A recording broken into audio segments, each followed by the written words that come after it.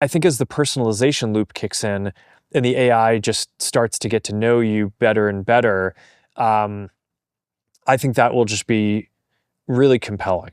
One thing just from working on social media for a long time is there's the stat that I always think is crazy. The average American, I think it's fewer than 3 friends.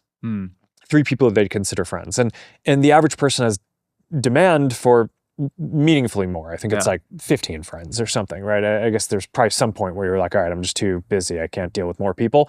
But the average person wants more connectivity, connection than they have.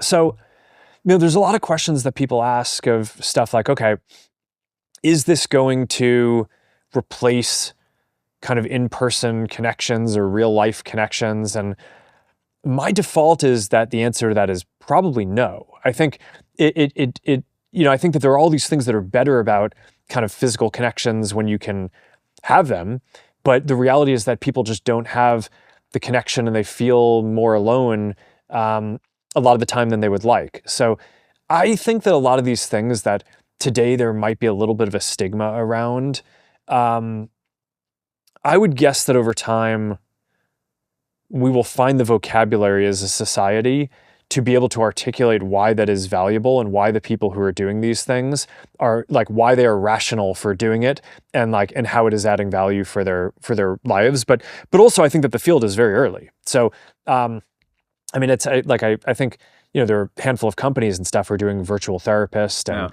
there's like virtual girlfriend type stuff, but it's very early.